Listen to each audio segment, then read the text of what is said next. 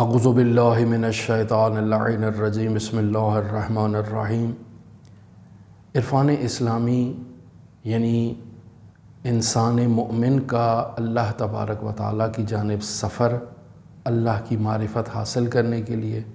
اللہ کے تقرب کے لیے، اس عرفان اسلامی میں اس مسافر کے سفر کو ہم آپ کی خدمت میں بیان کر رہے تھے، اور بیان کر رہے تھے کہ اس سفر کے آغاز میں ہی اسے،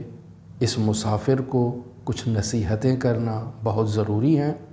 اور ان نصیحتوں میں پہلی نصیحت ذکر تھی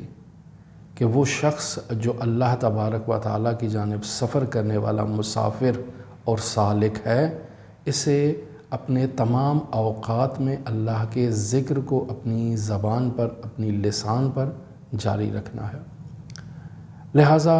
قرآن مجید سے اس نقطے کو بیان کیا کہ خداوند متعال قرآن مجید میں متعدد مقامات پر جیسے بیان ہوا سورہ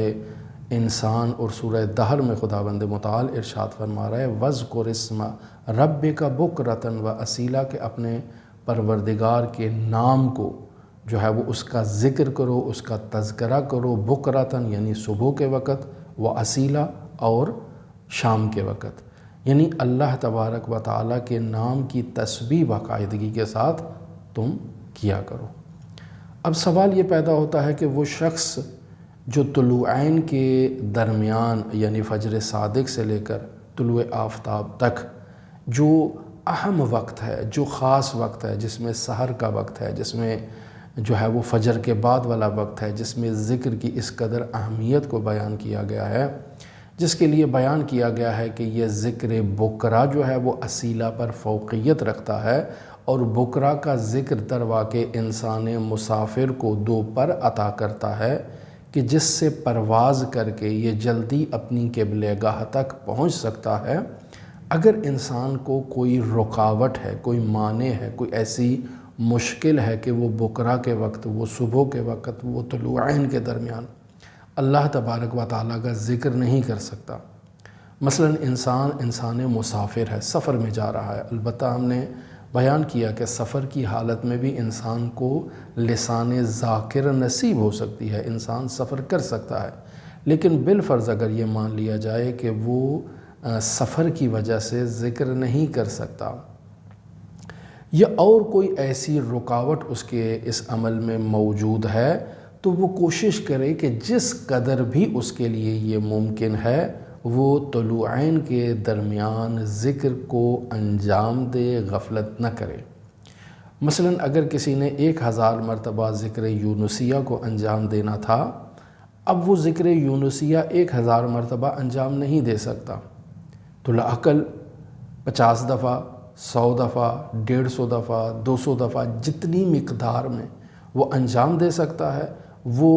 اس طلوعین کے درمیان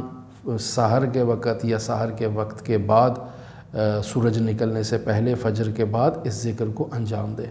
اور باقی جو اس کی مقدار رہ جاتی ہے اس کو دن بھر میں کسی وقت جو ہے وہ انجام دے۔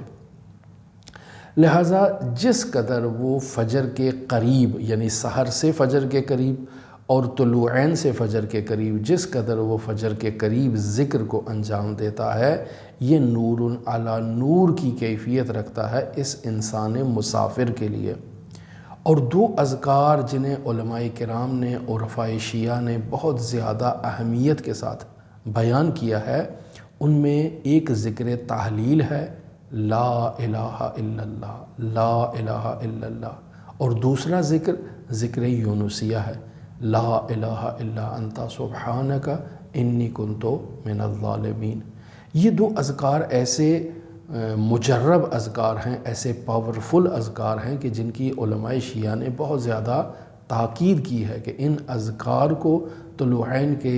درمیان انسان اپنے لیے وظیفے کے طور پر، اپنے لیے باقاعدہ ایک روٹین کے طور پر جو ہے وہ اپنا حصہ قرار دے۔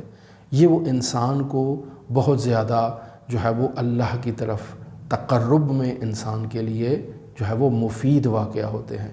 انسان اگر چاہتا ہے کہ وہ عالم کثرت سے عالم وحدت کی طرف کا سفر طے کرے،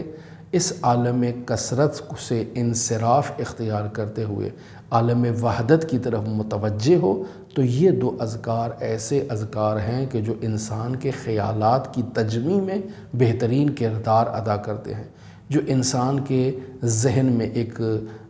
جو تشتت کی کیفیت ہے، جو اذکار انسان کے ذہن میں ایک جو ہے وہ فکر کی جو ہے وہ پھیلاؤ ہے، انسان اپنی فکر کو جمع نہیں کر سکتا، انواع و اقسام کے خیالات انسان پر اگر حملہ آور رہتے ہیں ہمیشہ، اور انسان چاہتا ہے اپنی فکر کو جمع کرے اور خیالات سے خود کو آزاد کرے، رہا کرے، پاک و پاکیزہ کرے، تو در واقعی یہ وہ دو اذکار ہیں، لا الہ الا اللہ اور ذکر یونسیہ، لا الہ الا انت سبحانک انی کنت من الظالمین۔ یہ دو اذکار انسان کی فکر کی جو اس کو جمع کرنا ہے اس میں بہترین کردار ادا کرتے ہیں، انسان کی فکر سے جو پراکندگی ہے، جو تشتت ہے، جو انواع و اقسام کے خیالات ہیں، اس سے انسان کو رہائی عطا کرتے ہیں۔ بس بیان ہوا کہ اگر کوئی انسان کسی کام میں مصروف ہے، یعنی سفر پر جا رہا ہے اور سفر پر جانے کی وجہ سے وہ ذکر کو انجام نہیں دے سکتا، یا بیمار ہے یا کسی اور ایسی مصروفیت میں موجود ہے، کوئی مانع اس کے لیے آ چکا ہے، تو وہ دن بھر میں ذکر سے غفلت نہ کرے، اور جس مقدار میں بھی اس کے لیے ممکن ہے وہ فجر کے نزدیک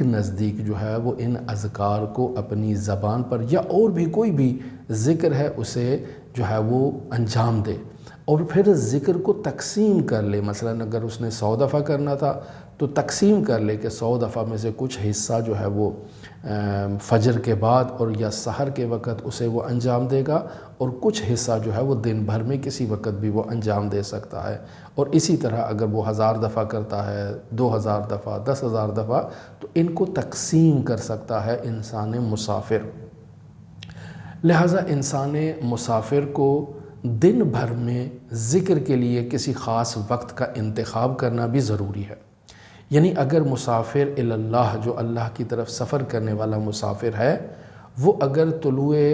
آفتاب سے پہلے، سورج نکلنے سے پہلے ذکر نہیں کر سکتا، کوئی رکاوٹ اس کے لیے موجود ہے، تو وہاں تو بیان ہو گیا کہ ذکر قلیل کرے، مختصر ایک ذکر ضرور وہاں پر رکھے، اور باقی ذکر کو تقسیم کر دے دن بھر میں مختلف اوقات میں جس وقت وہ اس کے لیے مناسب وقت ہو۔ لیکن اس میں بھی بیان کیا جاتا ہے علماء کی جانب سے کہ دن میں ایک خاص وقت کو انسان اپنے لیے معین کرے، جیسے نماز ظہر کے بعد کا وقت ہے، نماز عصر کے بعد کا وقت ہے، مغرب یا عشاء کے بعد کا وقت ہے، کوئی ایسا وقت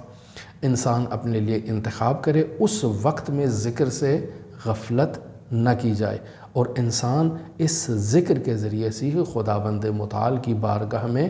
بہت جلد تقرب حاصل کر سکتا ہے۔ لہٰذا دو افراد اگر ہم آپس میں مقایسہ کریں کہ دو افراد ہیں جو اللہ تبارک و تعالیٰ کی جانب سفر کر رہے ہیں،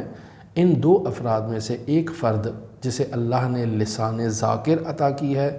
فقد اوتی خیرن کثیرہ، جسے اللہ نے دنیا و آخرت میں خیر کثیر عطا کر دیا ہے، ایک وہ شخص ہے، اور ایک وہ شخص ہے کہ جس کو زبان لسان ذاکر عطا نہیں ہوئی ہے۔ ان دو افراد کے اس سفر کو اگر مقایسہ کریں گے تو بینہما بون بعید، ان دونوں میں بہت فاصلہ آپ کو دکھائی دے گا۔ وہ انسان کے جو ذاکر، لسان ذاکر کا مالک ہے، اس کا